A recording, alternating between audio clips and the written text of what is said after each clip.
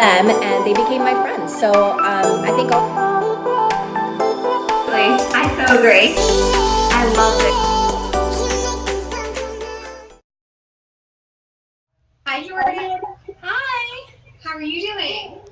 Great. How are you doing? Doing wonderful. Thank you. All right. I guess do you want to go ahead and get started? That sounds great to me. Yeah. Let's go for it. So welcome to Coffee Break Live. I'm Jordan, and I am the co-founder of Macro Kitchen, a nutrition planning app, and Identipop, a creative development agency. And I am Laura DiFrancesco, president of Dean Street Law and founder of Flourish Westchester, a co-working space. And we are going to be talking about our personal approaches to content creation today. But we're going to start with what's brewing answer now. But I'm going to ask Laura first what she is drinking, what she enjoyed about last week, what she's focused on this week, and what she's currently reading. Yeah, sorry about that. We had dogs going crazy. Is that fair? We had a few people arrive at my place. But this week I'm drinking mint watermelon flavored black tea. I have been all about my watermelon flavors. Last night I did a watermelon sleep mask by Glow Recipes. I did that one too. Oh my God, stop it. That's so funny. And then I'm also trying out Glow Recipes moisturizer in watermelon as well. So last week I was in mega organization mode. I literally got rid of half of my closet and it feels so good. And then this week now that I have some space in my life, I have found that when you create space, you create opportunity for creativity. So this week I've been working on a novel idea that I've had for a long time, tips for every girl boss on a daily basis. So that's something that I'm really excited about. And then my sisters and I are going on a trip in San Fran next week. So I'm excited about that. And we're launching our podcast this fall. So we are working on our podcast, getting all the organization together to start recording next week with my sisters. And currently I am reading Ego is the Enemy by Ryan Holiday. And it's an interesting book on mental perspective about ourselves and our ego. What about you, Jordan? That sounds awesome. I am currently drinking, mine's pretty boring. Mine's just an iced coffee with a little splash of that milk. I always talk about Malibu milk. Okay. Yeah, so that's what I'm drinking. And then this past weekend, I actually went to a wedding in Cleveland, and that was kind of fun just for a couple days. Even though we took the red eye, I feel like I'm still recovering. I'm looking for half my makeup too in my bags. But it was really great to celebrate and just like get away for a couple of days and celebrate with people that we care a lot about. So that was really fun. And this week I'm focused on just trying to, I guess, knock down like a lot of the things that I'm just trying to get out of the way. Just because like I keep being reminded that it's 2020 soon. So I'm like, wait, this is a new decade. I need to like get some stuff done before the end of the year. So I feel like just every week I'm just really trying to stay in that mindset. And then just like you were saying too, just be a little bit more creative. I feel like I've been doing a lot better when I'm able to approach things a little bit more creatively. So I'm kind of switching up the way I'm approaching a lot of what I'm working on. So that's what I'm doing this week. And I'm also going to Launchpad DTLA tomorrow night to visit Michelle, who is launching a new app that's called I think it's Everlaunch, and then the site is Try Everlaunch to help launch businesses. So I'm going to go visit her tomorrow night and meet with other girl bosses. And as far as for reading, I'm going to start Marie Forleo's new book, Everything is Figure Outable. I had pre-ordered it and it just came in.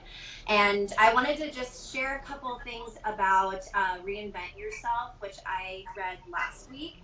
I absolutely loved it. I totally binged it on the plane. I love the format of it. It's like 47 chapters, but they're all short. And they're all things that he's learned from people he's interviewed or who he's been mentored by, or maybe people he's admired over time. And there's like titles like 7 Things Star Wars Taught Me About Productivity, or What I've Learned from Elon Musk, How Picasso Made 50,000 Works of Art, How to Get an MBA from Eminem, which kind of breaks That down. sounds fun. Yeah, he breaks down his rap battle in 8 Mile and talks about all the sales techniques that he used to win over the audience. Like there's literal things that like he does that apply to business. It's really cool. I love the approach of it, and I think taking from that style, I think I'm definitely going to use some of that creativity and like the approach and thinking of things as I start to create more content too. So basically our first question to start us off is really about starting a blog, sharing your voice online. And I know we both have kind of similar feelings about it, but we've had a little bit different experiences. So I wanted to get your take on starting a blog or kind of sharing your voice online.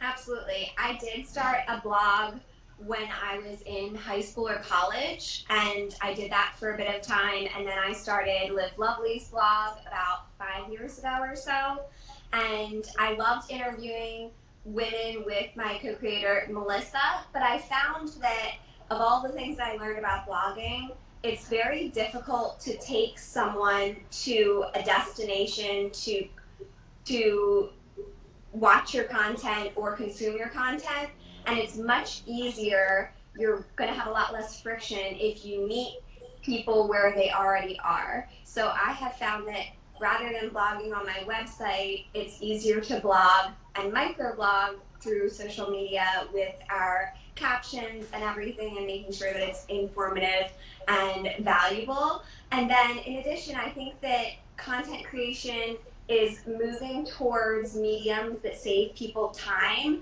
and are more easy to consume. So think podcasts and videos. Videos are very engaging and they're easier to consume. And then podcasts save people time because they can multitask, so they can consume your content while doing other things. So I really recommend that if your content is very visual in nature, or you connect with people both best visually, that you go to video and incorporate as much video as you can. And then podcasting as well is a great medium.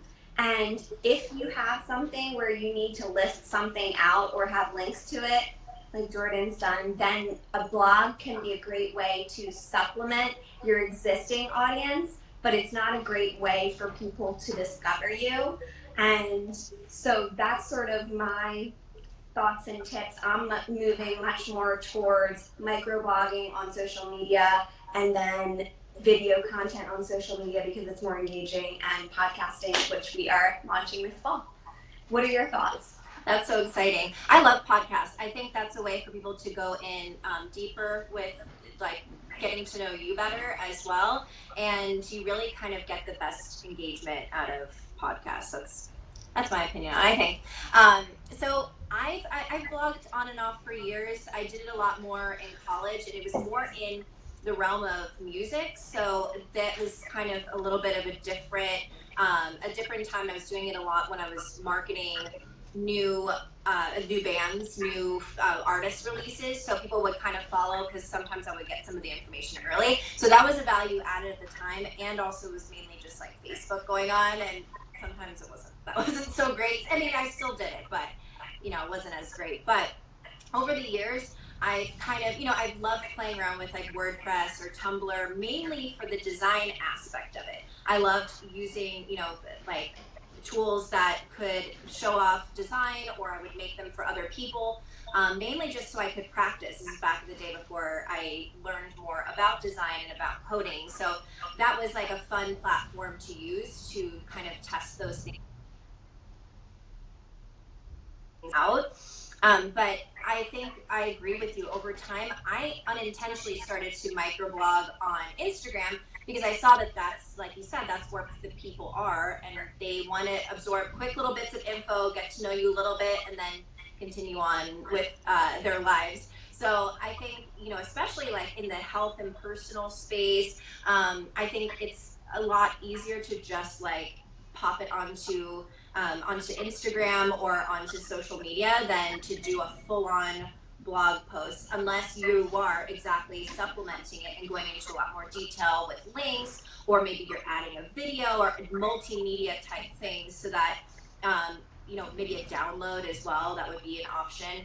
But I think that you can keep most of it on social media, but the times where maybe you would want to have one is, let's say you need more SEO to your personal brand or to your business. It does behoove you to have a blog on your site, because you're going to have a lot more content going through, and Google's going to see that and kind of raise you up in the rankings. And it's a little bit easier for people to search if you're using keywords. But if that's not what your goal is, then you can just as well publish blog posts on Medium or on Tumblr, and people are on those already looking at other things, and people can follow you on there as well. So I think that instead of investing maybe so much time on your own domain where people have to go elsewhere, put it either on your social, or put it somewhere where people are already looking at things, and then you can still kind of get that blog experience. But I think over time, I'm going to be putting other things on my site, so that's why I switched it over to WordPress. But I think just starting out, do a lot and do it kind of imperfectly. And I think we'll probably kind of get into that topic too. But do a lot, do it imperfectly, and microblogging lends better to that than full form blogs where you have to be doing a lot more editing. Absolutely. I so agree with that. And quality and consistency is so much more important than quantity. You want to make sure that it's choosing, and we're going to talk about how we choose content that we create and what we use and how we use that content to engage. My greatest tip of all, like you said, Jordan, is just start. Just start posting, start talking about whatever it is that you're interested in, and you will get better over time. Jordan, you started years and years ago on and off. I started years ago as well. You get better and you learn things little by little to start implementing strategy and then creating different platforms and everything like that, so that you're not reliant on just Instagram or social media or something. But the most important thing that you can do is act.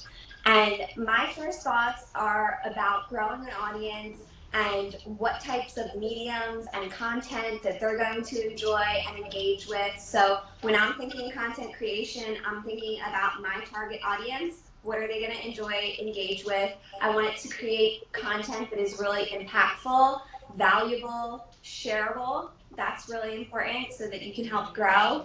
And my ultimate goal in life is to have an incredible impact helping women in business. So that drives a lot of my content. And I create content with a few touch points around that are important to me and that I love and that I share with my audience. So those are important to my brand as well as my messaging. And so I sort of alternate between business, finance, career, lifestyle, and wellness. And I try to alternate between that so that it's fresh every time and that I can connect with different people. And then I love to post stories that are highly screenshotable, or stories that help people connect with me as a person and learn about who I am. And then I love to mix in quotes as well, because I love writing, so that's what I'm passionate about. It's all about sharing what's important to you and just speaking out loud, and you'll find people that work with you and want that content.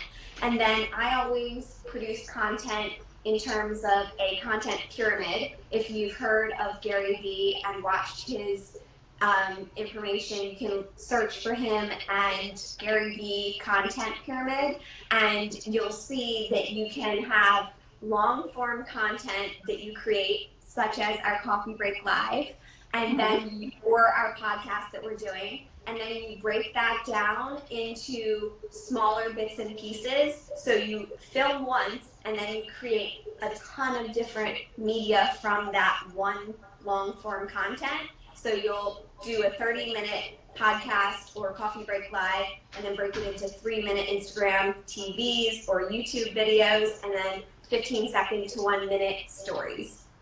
So those are a couple of ways that I do that. Jordan, what are your tips and tricks in this area? Thank you. I love that. I think I didn't get it from Gary Vee, but I saw that somewhere else and I was like, oh, of course, duh. There's so many transcription services too. If you are doing, let's say, written formats, or you want to pull from something so you're not taken away at the time of a podcast, or you don't want to spend a lot of money, there are some transcription services that you can use that are automatic, and then you can kind of go in and edit after the fact, which is really helpful for if you are doing blog posts or you need some caption ideas, you can actually pull it from the actual audio. So you don't have to like listen in and try to remember exactly how the quote went. So that's actually really helpful. And you can kind of reuse content in that way too. And I love, like you said, the quotes as well. You can pull those kind of little bits. And I love the ones that have the quote and then they have like they're playing the audio over it, which is kind of cool too. Those are great for podcasts. But I'm not doing that as much, hopefully at some point. But I'm going to share a couple things. One from the more of the business side, more strategic, and the other kind of more personal. In Macro Kitchen, I was really determined to use a specific strategy just because I needed it for my time. So I use Later to schedule my posts, and what I've done is I'm going to post 6 times a week on Macro Kitchen, and I wanted things that were shareable, things that people are saving, not just liking, but actually engaging with. So like Monday, Wednesday, Friday, for example, I post recipes from the site, so it encourages people to go on and look at those and search more. On Tuesday, Thursday, and Saturday, those are going to be more engagement posts, like asking about, what's your favorite fitness routine, and putting a beautiful photo of somebody hiking. Or it could be, I started to use memes because people share them. There's actually one that I'm doing for tomorrow, and they actually work out really well because there's always pain points that happen when you're trying to meal prep, meal plan. There's like funny things that we can kind of commiserate about, or things that you have to explain to your friends. It's just funny stuff that people tend to like to share to their story or send to other people. And then I also use a lot of infographics too. So I create some of those, and then some of those I will take from the community. So then that way I can tag them, share them out as professionals, and it just kind of it's a very natural way of sharing things from the community and sharing great information too. So I love doing that for Macro Kitchen, and it basically, it's being informative, but it's also kind of creating a community around that. And I think that's what's important for personal Instagrams and for businesses. So that's what I love to do for my business. And then on my own, I think I've been kind of stepping back and trying to see what I really like, what's my pillar content that I want to be posting on my own. I've been trying to kind of utilize my interactions with people, what I've been working on, what I've been gravitating to start making more of a plan, as you were saying, where you have some days that are this, some are that, and start to follow that a little bit more. But I have kind of started to work on more of the visuals, so we can go on a whole thing at another time about those. So I've tried to kind of lock that in, and then start getting into some more of that content, probably over the next couple of months, like really kind of solidify that. And for my stories, for Macro Kitchen, I really honestly just share a lot of things from the community and recipes, and that one's pretty straightforward. And then for my own, I honestly am just sharing a whole bunch of stuff. And it's quality in the sense I'm not just going to take a picture of, a burger that I'm eating and, that's like it. There's nothing else going on there or whatever. I'm going to be sharing things that are important to me, that are authentic, something that I'm doing in the moment, trying to engage with people. I do a mix of things that are edited and unedited. And I think what I'm doing is trying to just put a lot out there that it is authentic and that is me, and see kind of what sticks, what doesn't, and what things people are liking or responding to. So that's just kind of a trial and error, and that's a really fun way to do it. And I agree with you, screenshotable stuff is always great, but in the end, it's really about being authentic and trying to engage more instead of just trying to grow your Instagram, because at a certain point, what's the point if nobody's really engaging with you. And this, honestly, this live has been really helping a lot too in discovering some of the things that people are wanting to hear more about. And I appreciate the feedback that you all have given us so that we can create content that really, you know, is speaking to who we're broadcasting to, really, you know, instead of just trying to put things out into the void and hoping somebody answers. But absolutely, I think it's so important to ask your audience what they want to hear about and cater to your audience. Totally. And with anything, I love experimenting with new technologies and tools, time savers. We both do. Do you have any tools that you love to use when you're content creating? Absolutely. The number one tool that I love for content creation is batching it. I try to do planning a bunch of posts at the same time, usually a week at the same time, and then I use a couple of hours so that I'm not creating content every single day because it's very disruptive to your flow. I really love planning apps that help you do that you mentioned that earlier. I personally use Plan, Plann, and you can add captions, you can make sure that it works with your aesthetic, and you can schedule it to post when you're not ready, or, you know, schedule to post on its own, basically. And there are plenty of other planning apps that you can use as well. I think quality is really important, so I edit most of my photos with Adobe Lightroom so that it brings up the tones and it's a nice, light, bright photo. And then I also love apps to make my stories look really professional. I use Unfold, and then Jordan told me about Mojo and Story Art. And then for video, I use InShot, Cut Story, and Magisto. Those are the 3 apps. I can write a list of all of these for you so you can screenshot it. And then for quotes, I use WordSwag. And then for captions, I use Caption This. So there's tons of different apps. You can just search in the App Store for whatever you're looking for.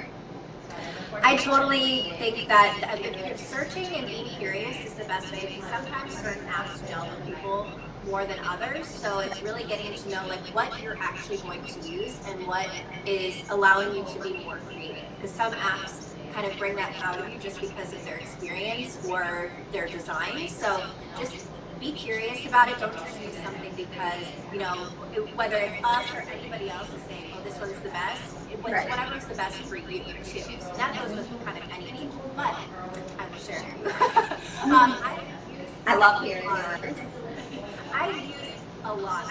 Maybe we'll combine this and we'll share, because I use a whole bunch. I like going between things because I like trying new things, and you know, some will stick, some won't, some I'll use on certain types of posts. So I won't get into too much detail on here, but I'll share some of the ones that I use regularly. So I mentioned Later, and Later I use not so much for my own content right now, just because I haven't been as consistent in planning it ahead of time.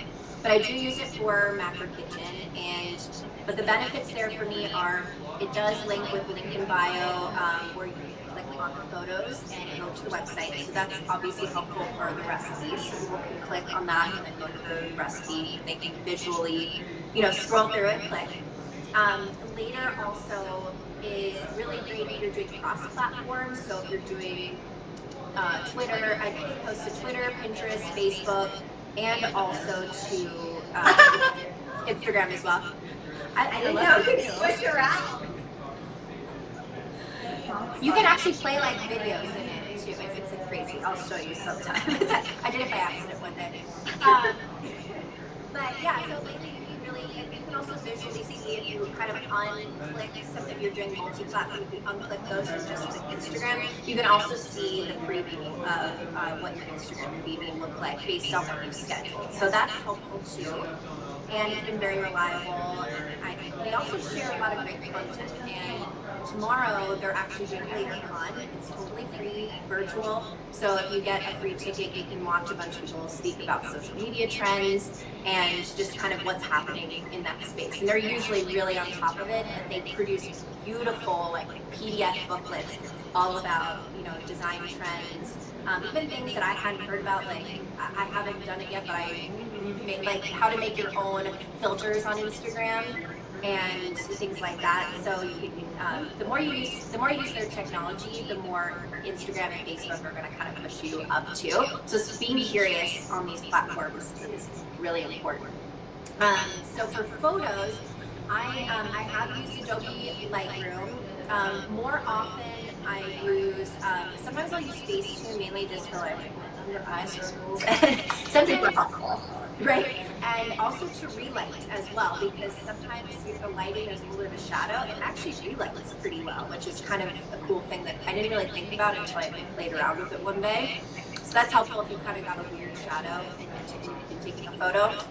Other things that I'll use are in light. I use quite a bit. That's editing. Also, you can do a little bit of effects if you'd like, and that's how I also frame my photos. Because on my personal account, it's kind of going between portrait and landscape, but in a square. So I'm kind of fitting it to a square.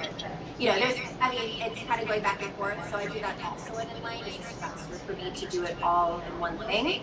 And then I use over quite a bit, and that's what I use to kind of make some of the collage looking things, or like on my feed right now, I'm making it look more scrapbook-like. So it's in the little elements that I put in the corners that I use over for those. Oh, cool. And then for videos, I use Video Leap and iMovie just to edit, because most of the time I'm not doing any sort of major things where I need like Final Cut or any of that. Not that serious. And then I use InShot as well. Cut Story for the longer videos to cut them down to the 15 second blocks. And then I've used also Prequel if you are shooting maybe just like little stories and you want to add a nice little effect, something cool. You can do that on Prequel and then share that. So I think that Prequel is really, really nice in just the range of effects and cool retro looking things that you can add as well. Pretty cool. Have to check that out. Oh yeah, totally. And they can like literally, you can make yourself look like an animated character. Oh yeah, so you're more. Sometimes people over edit with it, but it's yeah. Yeah. And then for infographics, I use Canva, and I use over for like the collage artsy type stuff, and then it's called Memes for the meme one, which is kind of funny. Or if you want to look like you just wrote on Twitter or something like that, maybe that can be done in there as well. And then stories, I use Mojo because it's so cute, and I thought all these people were editing their stories like these crazy things with the words, and it's literally just Mojo. So I'm so happy I found that. It's a lifesaver. I really love have to Mojo. Mojo is so there has to be good. some other options. Yeah, they do such a great. For Maria, we'll list you the apps. Don't worry about that. We don't expect you to even like just whatever right now because we have apply a bunch for it too. But I use Adobe Spark also for animation. What else? And then StoryArt for some templates. And then right now I also just like try to share in the moment too. Sometimes if you try to over engineer it, it's too much. And then you can't really get it in the moment. You have to like take time out to go put it into an app. And sometimes when people do it all the time, it's like, okay, enough. You know, like where's your life? Like it looks like you're just posting it all later instead of in the moment when something happens. And that's where, I think you can kind of use the GIFs or just being aware of like the colors of your text, things like that, to just kind of dress up something that's in the moment. But I don't think you need to over-engineer it too much. It's just if you want to, or if it's a special announcement as well. Yeah. But that's kind of like the summary, but we'll list, including we can maybe do like a combined list of all that we can send to you all and share on our stories too. Yeah, that would be great. Well, thank you so much, everyone. I think that's all the tips that we have for today. Thank you so much for joining us to talk about content creation. I'm sure we will delve into this more in depth later, especially if we do a podcast and everything. All of the tips and tricks around podcasting would be really cool.